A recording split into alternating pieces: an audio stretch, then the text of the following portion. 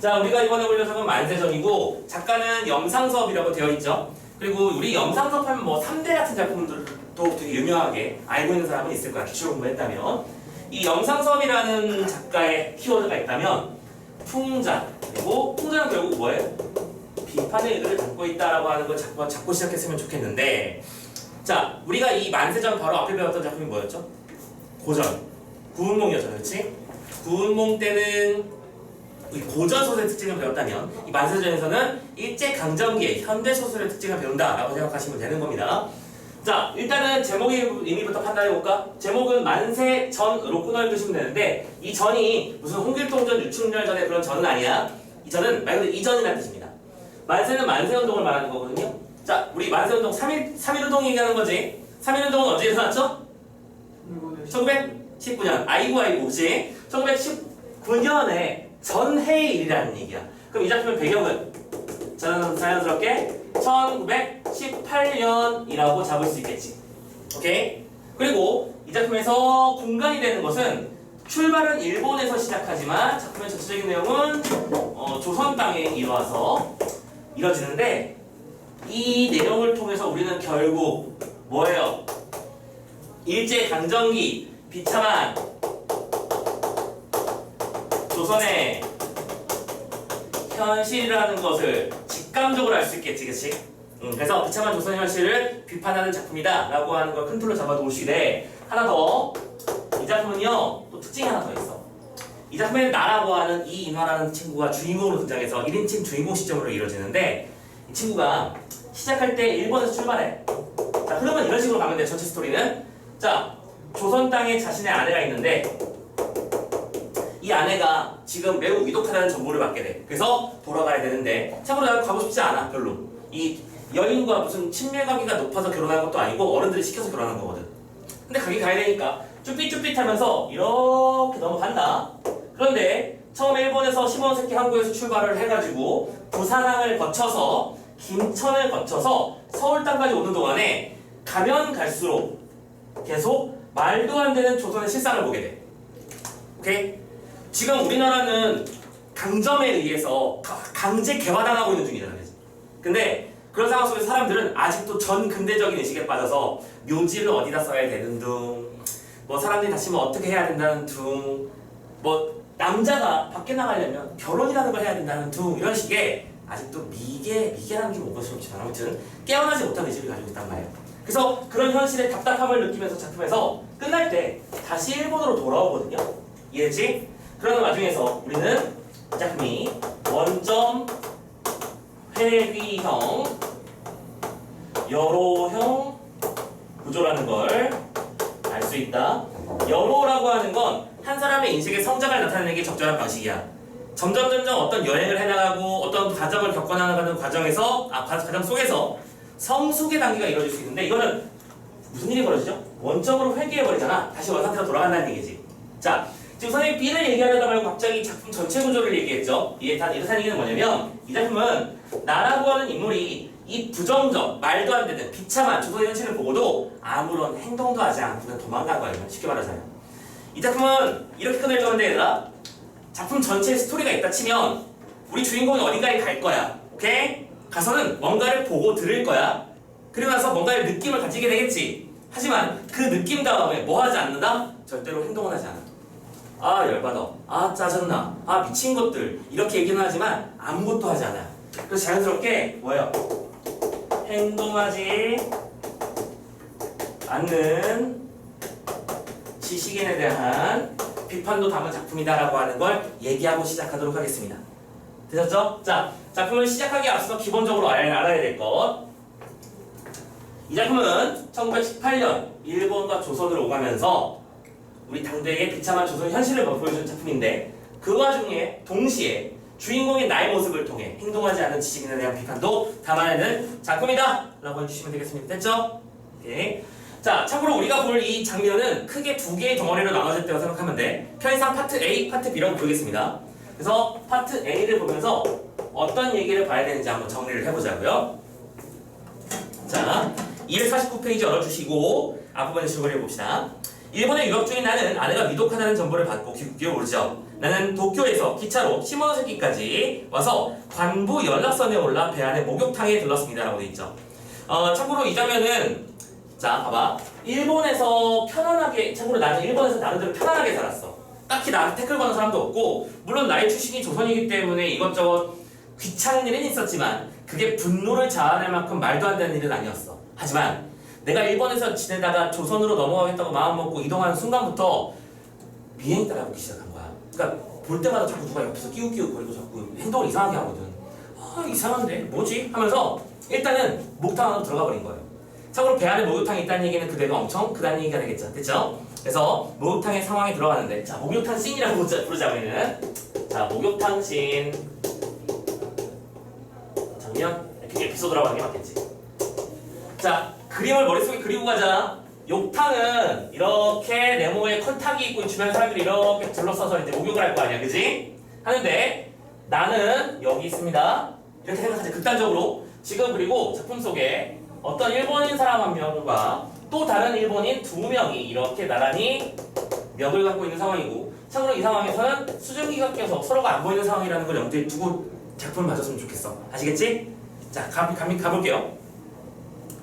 아니 그래 그런 훌륭한 직업이 무엇인데 어디 있어요? 이번에는 그 시골자의 동행인 듯한 사람이 가만히 듣고 있다가 욕탕에서 시뻘겋게 단 몸뚱어리를 무거운 듯 끌어내며 물었습니다. 자 지금 이거 뭐라고요? 내가 일본 사람들을 관찰하고 있는 내용입니다. 근데 관찰하면서 그 사람들의 모습을 뭐라고 불렀냐면 몸뚱어리라고 불렀습니다. 야 아리라고 불렀냐 어리라고 불렀냐? 어리라고 했는데 여기서는 몸뚱아리. 야 사람의 몸을 몸뚱아리라고 부르는 거는 대상을 부정적으로 여길 때 쓰는 말이야, 그치? 그러면 이거는 밑에다 이렇게 써주자고. 대상에 대한 부정적 인식이 포함된 말이다 라는 거. 근데 몇 가지 더 있을 거라는 거야, 그치? 자 자기들끼리 대화하는 장면이야. 뭔가 훌륭한 직업이 있대. 그자도 물속에서 불쑥 일어서서 수건을 등 뒤로 넘겨 가로잡고 문지르며 한번 욕실을 휙 돌아보고는 그 3인 이외의 다른 사람들이 자기네들의 대화에는 무심히 한 구석에 앉아있는 것을 살펴본 뒤 안심한 듯 비로소 목소리를 낮추며 입을 벌리기 시작했죠. 자 뭔가 얘기를 하는 거야. 근데 이 목소리를 낮추는 이유는 다른 사람들이 이걸 알아채서 좋을 건 없다 이런 얘기겠죠. 가보자. 아이 실상은 쉬운 일이에요. 나도 이번에 가서 해오면 3번째나 되오마는 내지 중요한 단어죠. 지금 내지란 단어를 썼다는 얘기는 일본 사람들이 자신의 국토를 내지라고 부릅니다. 그럼 내지가 있다면 외지도 있는 거 아니야? 뭐요? 그들이 식민지 정책하에서 점령한 국가들을 외지라고 부릅니다. 무슨 말인지 알겠냐? 그럼 이게 뭐야? 내지란 단어는 뭐가 중요한? 뭐가 되는 거야? 내지. 뭘 알려주는 단어? 시대상을 알려주는 단어가 되는 거지. 그렇지? 내지에 각 회사와 연락해가지고 요거들을 붙들어 오는 건데요. 참고로 여기 포함되는 단어에 요거도 포함이 될 겁니다. 자, 또 알아두셔야 돼요. 요거라는 건 이거를 뭐라고 하지? 조선 사람들을 비하하는 발언이라 생각하면 돼. 그러니까 조생징 이런 느낌이라고 조보다 좀 센 걸로 생각하면 될 것 같습니다. 왜 우리 미국 사람들을 미국의 놈들이라는 표현을 붙이고 싶을 때 양키 뭐 이런 식의 말을 쓰잖아, 그죠? 일본 사람들은 뭐라고 그러지? 엑스바리, 오케이? 무슨 말인지 알겠죠? 그런 식으로 비하하는 발언입니다. 요거들을 붙들어 오는 것인데, 즉 조선 쿨이 말씀이에요. 자, 지금 쿨이라는 말도 나오는데요. 쿨이라는 말은 쿨리, 즉 육체 노동자를 말하는 거야. 요즘 말로는 이것도 역시 요즘 말인데 예쁜 말은 아니지. 노가다군, 육체 노동자들을 말하는 거죠. 지금 얘들 무슨 얘기하는 거야? 조선에서 노동자 빼오는 기술을 직업이라고 말하는 중이지. 그럼 이 장면에서 여러분들 혹시 이 영화를 본 사람은 알 거야. 군함도 같은 장면의 배경이라고 생각하고 아시겠죠? 네. 아무튼 그래서 로봇들을 붙들어 오는 것인데 조선 쿨 말씀이에요. 노동자요. 그런데 그것은 대개 경상남북도나 그렇지 않으면 함경도, 강원도, 그 다음에는 평안도에서 모집을 해야지만 그 중에서는 경상남도가 제일 쉽습니다. 하면서 그 전에 여기 와서 말을 끊고 교활한 듯이 웃어버렸다. 뭐예요? 교활한 웃음이라는 표현을 썼지? 그러니까 이 인물들의 대화 속에서 지금 뭘 느끼고 있는 거야? 적개심을 느끼고 있는 거야. 맞나? 자, 그럼 파란펜 듭니다. 지금 얘들이 얘기하는 건 뭐야? 조선의 노동자들을 속여서 공장 인부로 혹은 탄광 인부로 보내버리는 그 행위를 말하는 거잖아. 무슨 말인지 알겠지? 자, 이런 실상이 보이고 있는 거고 시대상입니다. 나는 여기까지 듣고 깜짝 놀랐다. 자, 이 작품의 패턴이 뭐라고요? 어디에 간다고 뭐부터? 뭔가를 보고 들었지. 방금 얘기를 들었지? 그 다음에 뭐가 나올 차례라고? 생각이 나올 차례라니까? 이걸 반복이에요. 깜짝 놀랐습니다. 그 가련한 조선 노동자들이 속아서 지상의 지옥 같은 일본 각지의 공장으로 몸팔려 가는 것이 이런 모두 이런 도적놈 같은 협작 불황배의 술중 꾀에 빠져서 그러구나 하는 생각을 할지 나는 다시 그자의 상판대기를 쳐다보지 않을 수 없었다. 상판대기 뭐예요? 부정적인 맞지? 선생님 지금 라인 잡아드리는 거 보이시죠? 잘 따라와 주시면 됩니다. 어쨌든 이런 일이 벌어지고 있다는 걸 인식했고 그럼 얘들아 지금 요 묘구탄 장면을 통해서는 뭘 비판하는 것이다? 비참한 조선 현실을 비판하는 것이다 라고 보는 거 충분히 가능하지? 따라오면 하죠? 네. 옳지. 그래서 이자의 형이 헌병군조라는 것을 듣고 이영활작정으로 이러는 거구만 이라고 말합니다. 자 이건 무슨 뜻이냐면 아니다 이건 좀 더 얘기하고 갑시다. 얘기해버릴까? 별거 아니야? 자 봐봐 요 일본 요 노란색이 지금 요 방법을 얘기한 사람이라고 생각해. 빨간색이 이야기를 듣고 하고 있는 사람이야. 근데 이 빨간색은 뭐냐면 일본에서도 모든 사람들이 다 조선들을 어떻게든 이용하면서 나쁜 그런 사람들이 전부 다 꽉 차 있는 건 아니잖아. 오케이? 그냥 일본에서 농사 짓다가 이제 나도 외지에 나가서 돈을 벌어봐야지 하면서 한탕 뛰어볼 목적으로 올라온 사람들일 거야. 근데 그 사람들을 이 노란색이 떼어내고 있는 거야. 야 이런 일이 있어. 야 다시 직업 구한다면서 내가 좋은 직업을 하나 아는 데 있는데 아예 가면은 양복 입어야 되는데 당신이라면 내가 좀 도와줄 수 있을 것 같고 근데 얘가 바보야? 얘들 왜 도와줘? 실은 빨간색 중에 한 명이 형이 헌병이거든. 그러니까 노란색은 빨간색을 잘 분리슬려서 자기 편을 만들어가지고 이 형을 먹을 생각이겠지? 빨간색은 노란색의 말에 게임에 빠져서 우와 그런 게 있어? 이렇게 쉽고 편안하게 돈을 많이 벌 수 있는 일이 있다고? 인신매매? 오케이? 그런 생각을 하면서 좋아하는 중입니다. 됐죠? 그리고 나는 그들의 대화를 보면서 안타까워하고 있는 거고요. 괜찮나요? 계속 갑니다. 나는 이런 생각도 해보면서 가만히 귀를 기울이고 앉았습니다. 걸자는 이라는 말이 썼는데요. 제가 그걸 읽어줬습니다. 참고로 얘들아 여기서 이 걸자, 요보, 풀이 같은 단어들은 기본적으로 이 전체 만세전에서 시험에 가장 잘 나오는 단어 중에 하나야. 아시겠지? 어휘 잘 잡아놔. 물론 산문이니까 이번에 우리가 시험 범위 안에 산문이 엄청나게 많이 나오고 있다. 맞지? 어휘 하나하나 다 잘 잡아놔야 될 거야. 걸자라고 하는 건 약간 번역하면 그 녀석? 조금 오버해서 그 새끼? 이런 정도로 해석하면 돼. 보통 상대방을 조금 약간 얕잡아보는 말입니다. 걸자는 벙벙이 듣고 앉아있는 그 두 사람의 얼굴을 등분, 나누어 번갈아 보고는 빙고 듣고 나서 또다시 말을 합니다. 뭐예요? 만족하는 거겠지. 아 얘들 나한테 속아 넘어가고 있어. 왜 남조선 지방에 응모자가 많고 북쪽으로 갈수록 적은고 하니 이 남쪽은 내지인, 즉 일본 사람이 제일 많이 들어가서 모든 세력을 잡았기 때문에 북으로 쫓겨서 남반주로 기어 들어가거나 남으로 현해탄을 건너서거나 두 가지 중에 한 가지밖에 없는데 누구나 그들보다는 양지가 좋으니까 GM이랄 욕설이죠 이거? 1년 12달 죽도록 농사 지어봤자 줄임배를 배불리긴 고사하고 반년작은 강냉이나 시래기로 붓증 몸이 붓는 것 때문에 돼질 지경이며 이러고 있지. 자 지금 일본 사람이 본 조선인들의 생각입니다. 민호님네 조선 사람들의 생각입니다. 오케이? 조선 노동자들은 농민으로 살아가기에는 너무나 괴롭고 힘든 왜 이래? 맨 상태인 거야, 그치?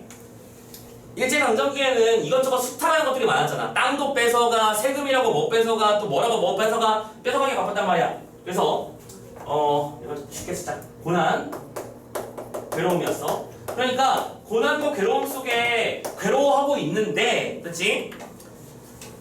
그럴 바에는 대판이라고 하는 건 오사카입니다. 오사카나 동경으로 가서 도쿄로 가서 흥청망청 살아보겠다라는 주장으로 나도 하고 처벌 해다시피 오늘 해오는 터인데 라고 했지.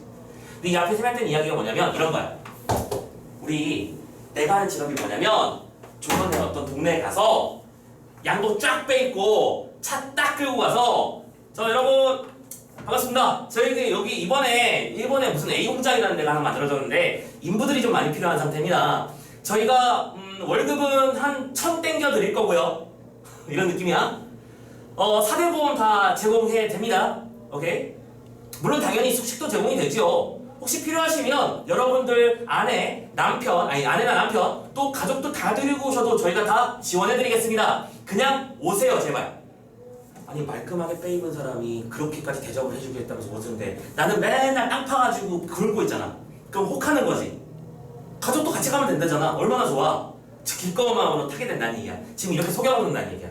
근데 뭐예요? 배 딱 타자마자 발라버리는 거야. 남자는 탄광 보내고 여자는 정신대 보내버리고. 무슨 말인지 알겠어? 근데 어떤 미친놈의 새끼가 아무튼 그거를 돈 벌러 갔다라고 말하는 이상한 놈들도 있어요. 아무튼 간에 제정신이 아닌 거야. 나는 그렇게 생각해.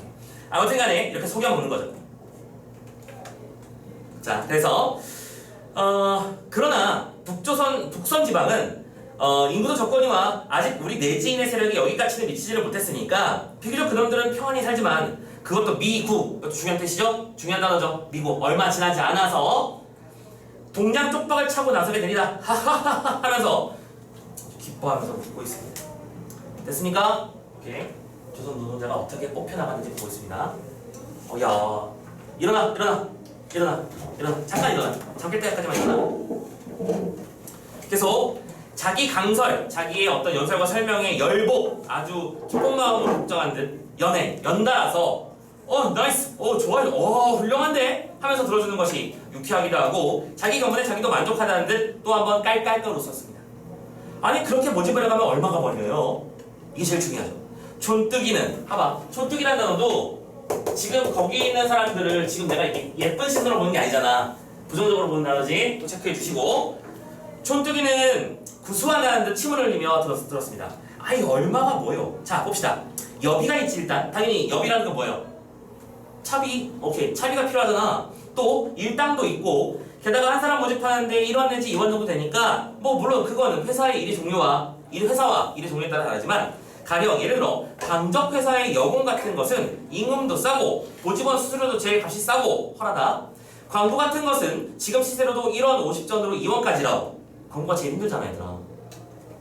그 얘기 알지? 구장도의 그 얘기 들어보면 이런 느낌이잖아. 정말로 선생님이 부식의 수치가 있는 건 아니지만 월급을 줬다 이거야 그 새끼들은 하는 얘기가. 근데 월급이 이런 식이야. 지금 시세 기준으로 너 한 달 빡시게 하루에 15시간씩 노동했어? 오케이? 월급은 5만 원. 이런 느낌인 거야. 못 살지. 어떻게 살아. 그래서 이런 식으로 땡겨와. 자, 가령 지금 1000명만 맡아가지고 와서 보구려. 2, 3, 4. 4는 무슨 뜻? 월, 개월이라는 뜻이죠. 2, 3개월 동안 여비나 일당에서 남는 것은 아니야. 그까짓 건 다 제외하더라도 2,300~400원 잘만 되면 근 2,000원은 간데 없을 것이니. 아하. 나도 처음에는 그건 제주도에서 모집해갔지만 한 500명 모아가지고 실살구로 뭐요? 순이익이라는 뜻이겠죠? 순이익으로 800~900원 근 1,000돈을 벌었고 두 번째 갔을 때는 올가을에 800명 정도를 홋카이도 탄광에 보내서 근 2,000원 돈을 벌었어. 뭐예요? 여기다 뒤에 만 원을 붙여봐. 한탕 뛸 때마다 몇 천만 원씩 생긴다고 생각하는 거야. 됐지? 무슨 말인지 이해되니? 이렇게 큰 돈을 번다는 거지. 자, 노동자 모집원이라는 자의 입이 침이 마르게 1,000원, 2,000원을 신이 나서 내며 목욕탕 속에서 나왔습니다. 이런 느낌이랄까? 얘 이런 거 있잖아 얘들아. 로또 1등 요즘 얼마야? 대충 한 10억, 20억 하나? 너무 이게 편차 심해가지고. 나도 잘 모르겠어. 아무튼 대충 10억이라고 치자. 그럼 봐봐. 아이씨, 나한테 10억이 있으면 일단은 빚을 다 갚고 그러면 그 10억으로 몇 억은 어디다 쓰고 몇 억은 어디다 쓰고. 야 근데 이렇게 말하면 억이 정말 쉬운 돈이야. 그지? 말로 할 때는. 근데 벌어봐. 억 벌기가 얼마나 힘든가. 그런 거야. 여기서도 자기가 평생 다뤄보지도 못한 단위가 입에서 너무 자연스럽게 나오고 있으니까 이 두 명이 걸자들이 우와 하면서 눈이 지금 뿅 가 있는 상태입니다. 되셨죠? 우와 하면서 눈을 휘둥그렇게 뜨고 귀를 기울이고 앉았던 시골자는 때를 다 밀었는지 그 장대한 동색의 거구를. 왜 동색의 거구일까요? 그러니까 시골에서 열심히 농사짓던 사람이라는 게 느껴진다는 거야. 구릿빛 피부라는 뜻이잖아 이거. 그치? 햇볕에 잘 타있는 피부겠지? 벌떡 일으켜선 다시 옥당 속에 출렁 집어넣으면서 만족한 듯 또다시 말을 붙였습니다. 아니 그래 조선 농꾼들이 가서 공사님들을 잘들 하나요? 아유 잘하고 못하는 건 내가 알 바는 아니야. 나는 돈만 받으면 돼. 넘기고 돈 받는 게 나의 임무니까. 그런데 하여간 한국 놈의 새끼들은 말을 잘 듣고 힘든 일을 잘하는 데다가 임은희 보수가 허라니까 안성맞춤이야. 그야 처음 데려갈 때에는 품삯도 많고 일은 들어넣어서 떡먹기라고 푹 삶아야 하지만 삶다 무슨 뜻이에요? 속인다는 뜻이겠죠. 오케이? 처음에 일하러 갈 때는 아 이렇게 쉬운 일이 없어 라고 하면서 속여버리는데 자 그래서 옆에 감언이설이라는 말 보이죠? 교묘한 말로 상대방을 속이는 행위죠. 그런데 그래도 갈 노장이요 처장까지 데리고 가게 하고 게다가 빚까지 자꾸 봐주는데야 쟤 아무런 놈이기로 안 따라갈 아설놈이 있겠어? 됐습니까? 가족까지 데려갈 수 있다. 해외 노동 보장된다. 가겠다는 거야.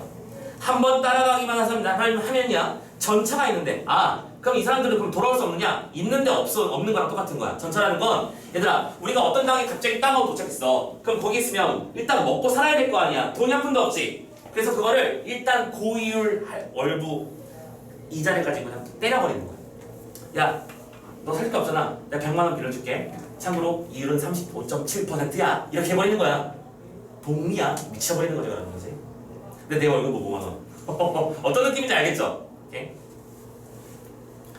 자 그래서 그야말로 도가 되는 쥐가 돼버리거든. 일이 고되거나 품이 허락인 고사하고 굶어 대진다기로 하는 수 있겠어? 하면서 뭐예요? 악랄한 모습을 보여줍니다. 그렇죠? 그리고 이런 농민들을 뭐예요? 1인들은 오케이? 악랄하게 이용해 먹고 있는 현실을 보여주는 장면이다 라는 거지. 되셨죠? 응원하죠?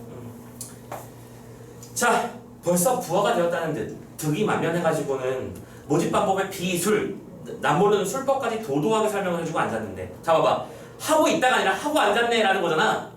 해주고 앉았다는 건 대상을 비하해서 말하는 겁니다. 맞습니까? 반감을 가지고 말하는 거 맞죠? 나는 좀 더 들으려고 일부러 머뭇머뭇하면서 앉았으려니까 승객이 다 올라탔는지 배안이라서 그래 벼랑간 욕객의 한 대가 또 한 방으로 우르르 몰려왔어. 사람들이 일단은 배 타고 가기 전에 목욕 한번 딱 때리고 일단 쉬고 싶은 거잖아 그지? 그러면서 그렇게 DB로 들어오기에 금시초문의 그 무서운 이야기를 곰곰 생각하며 몸을 훔치기 시작했다. 훔치다 무슨 뜻? 닦아내다. 됐죠? 몸을 닦는다. 너희들은 부모님이 몸을 훔치다 라는 단어 같은 거 자주 쓰시나? 그러니까 걸레질하다라는 단어를 선생님 어머니 같은 경우에는 훔치다라는 단어로 많이 쓰시거든? 오케이? 행주로 거기 식사통 훔쳐놔라 라고 표현을 하시는데 옛날 분들은 많이 쓰시지. 자 아무튼 몸을 훔치기 시작했다. 자 일단은 여기까지를 조금 끊어갑니다. 자 여기까지는 뭐예요? 내가 관찰한 내용이야. 그리고 지금부터는 자신의 생각이 드러나는 장면이야. 이제부터 조금 지금도 지루했겠지만 앞으로의 내용은 좀 더 지루할 거예요. 이 인물의 심리를 들여다보는 거거든요. 자 가보자. 22세쯤 돼서 책상도련님인 그때의 나로서는 오케이? 자기 자신, 나를 뭐라고 불렀어? 책상도련님이야. 무슨 뜻이에요? 책상도련님이라는 건 무슨 뜻이니? 맨날 책상 앞에 앉아서 공부만 해가지고 세상 물정을 1도 모르 이란 뜻이야. 됐죠? 세상 물정을 모르는 사람을 인 그때의 나로서는 이러한 이야기를 듣고 놀라지 않을 수 없었다. 뭐예요? 첫 번째 인식은 놀람이야. 오? 아니 그런 세상이 있어? 이 세상이 그런 세상이야 지금? 아버지나 그렇지 않으면 코빼기도 보지 못한 조상의 덕택으로 공부자나 얻어하였거나 소설권이라도 들춰보았다고 인생이니 자연이니 시인이 소설이니 한데야 결국 배가 불러서 포만의 비애를 호소할 따름이고 실인생, 실사회의 이면의 이면 뭐예요? 숨어있는 그 무언가. 그러니까 인생은 실전이야 X야 뭐 이런 거 있잖아 그지? 그런 현실 난 본 적이 없잖아. 진상의 진상과는 아무 관계도 연락도 없을 것이야. 그러고 보면 내가 지금 하는 것 이로부터 하려는 일이 결국 무엇인가 하는 의문과 불안을 느끼지 않을 수 없어요. 자 중요한 단어 나왔지? 의문과 불안 파란펜을 쓰고 있다 보이지?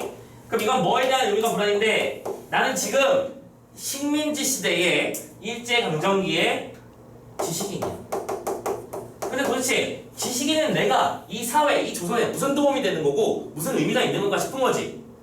그쵸? 조선 사람들은 저렇게 착취당하고 이용당하고 골탕먹고 있는데 나는 여기 앉아가지고 시가 어쩌고 소설이 어쩌고 이딴 소리 하고 있단 말이야. 여기서 느끼는 괴리감을 이런 단어로 표현하고 있는 거지. 되셨습니까? 오케이. 의문과 불안.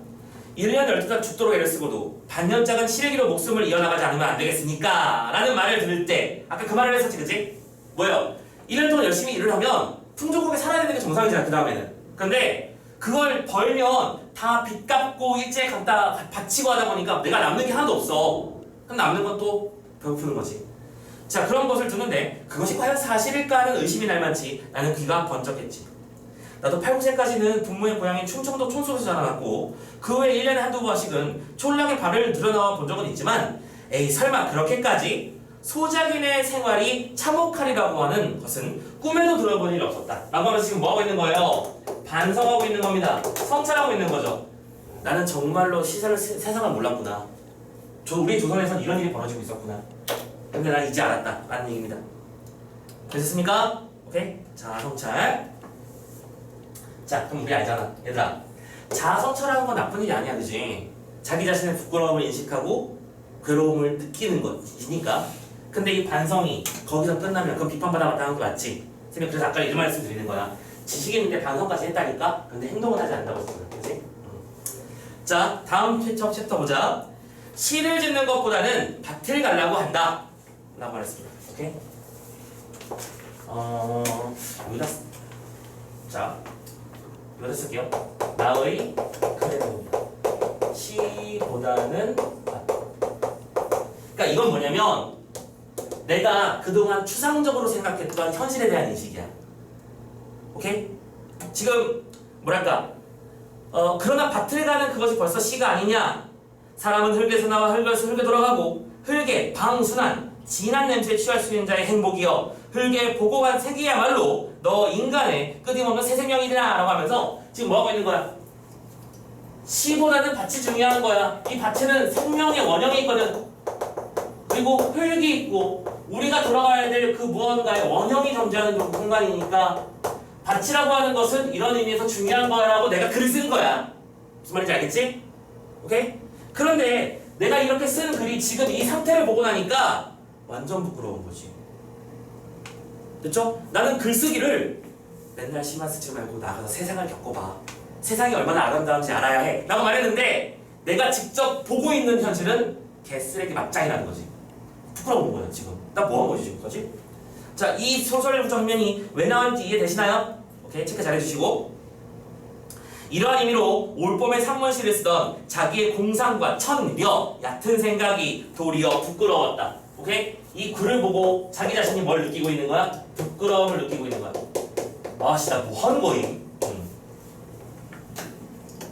흙의 냄새가 방순치 않다는 것도 아니야. 방순하다가 무슨 뜻이라고요? 뭔가 뭐랄까 향기롭고 진한 원형의 그 느낌을 가지고 있는 것. 그 향기에 취할 수 있는 자가 행복스럽지 않다는 것도 아니야. 조반, 아침밥 후에 낮잠은 위암, 소화제라고 하는 고등 유민계급의 유행병에나 걸릴까 봐서. 오케이? 가진 사람들은 이런 취미를 가진다는 거잖아. 뭐 이런 느낌이랄까? 우리 그런 거 얘기하면 안 되잖아. 야, 나 로또 되면 최대한의 사치를 한번 부려볼 건데 요거트를 사서 뚜껑만 핥아먹고 버릴 거야. 그런 거 있잖아. 딱 그런 느낌이잖아. 어떤 느낌인지 알겠지? 그러니까 그딴 사치를 가지고 막 우리들의 어떤 뭐 문화, 클래스 이런 얘기를 했는데 이게 다 미친 짓이었구나 라는 걸 느낀다는 거지. 그래서 대패밥 모자에 연경이나 쓰고, 오케이? 여름 모자에다가 안경 쓰고 있는 거야. 아무튼 아침 저녁으로 호미자루를 잡는 것이 행복스럽지 않고 시적이 아니라는 것이 아니야. 오케이? 그러니까 뭐예요? 그러니까 내가 지금 이거를 이 자체가 무의미하다고 생각하는 거 아니야. 무의미한 건 아니지. 그치? 왜? 누군가에게는 밭을 가는 것이 취미일 수도 있는 거잖아. 그쵸? 내가 열심히 살았어. 은퇴했어. 이제 그냥 잠깐 한 2시간 정도만 일하고 와서 상추 따가지고 그걸로 소고기 사다가 구워 먹고 이렇게 사는 삶 있잖아. 그런 건 나쁜 게 아니라고. 그런데 그러나 저러나 1년 12달 우마 이상의 소나 말 이상의 죽을 고생을 당하고도 시래기 죽 때문에 얼굴에 붓는 것도 시가 될 수 있겠는가? 됐죠? 그럼 이건 뭘 말하는 거죠? 이 부끄러움의 정체는 뭐예요? 농민들의 비참한 삶 때문에 그러는 거지. 그쵸? 하루하루 먹고 살기가 너무 힘들었던 거야. 그래서 그 약점을 파고드는 게 이 쓰레기 같은 놈들의 짓거리지. 그쵸? 그렇기 때문에 이걸 혹할 수밖에 없는 것이고요. 그들이 삼복에 뜰 끓는 대표대. 삼복이라는 건 초복, 말복이죠. 이번엔 초복은 지나갔나? 알지 복 지나가 보내 지나가냐? 아무튼 제일 더운 거 알지 뭔지. 아무튼 삼복에 끓는 햇볕에 손등을 대이면서 홍자를 놀릴 때 그들은 행복을 느끼는가? 그들은 흙의 노예야. 자기 자신의 생명의 노예야. 그리고 그들에게 있는 것은 다만 땀과 피뿐이지. 그리고 죽임뿐이야. 그들이 어머니의 뱃속에서 뛰어나오기 전에 벌써 확정된 유일한 사실은 그들의 모공이 막히고 혈청이 마르기까지, 즉 뭐예요? 죽기까지 흙에 그 땀과 피를 쏟으라는 것이지. 그렇죠? 농민들은 왜 비참해? 태어나면서부터 땀과 피, 합하면 노력이죠? 이 모든 것을 흙에다 쏟아붓는 거 외에는 할 수 있는 일이 없어. 그렇게 비참하게 살다가 그래서 10방울의 땀과 100방울의 피는 한 나라의 나락을 기르지. 그러나 그 하나의 나락은 누구 입으로 들어가는가? 그들에게 어떤 보수가 집을 내는가? 주님만이 무엇보다도 확실한 그의 받을 품삯이다. 탐피의 결과로 뭐를 얻게 돼? 둥주리만 얻을 뿐이다. 자, 정리되고 있나요? 농민들은 땀과 피를 흙에 쏟아부어 그 결과 굶주림이라는 결과를 받는 농촌의 비참한 삶을 보고 나는 안타까움을 느꼈고, 그런 상황에서 나는 밭을 보면서 생명과 흙의 원형을 얘기했다는 것이 부끄럽다고 인식하고 있는 거야. 되셨죠? 오케이. 자, 여기까지 파트 A라고 칩시다. 되셨죠? 자, 이제 파트 B로 넘어가도록 하는데 길자잉 잠깐만 숨 좀 돌리고 갈까요? 자, 파트 B 잠시만 이따가 뒤에 부분에서 정리해서 따라가도록 합시다. 잠깐 숨 좀 돌릴게요. 네.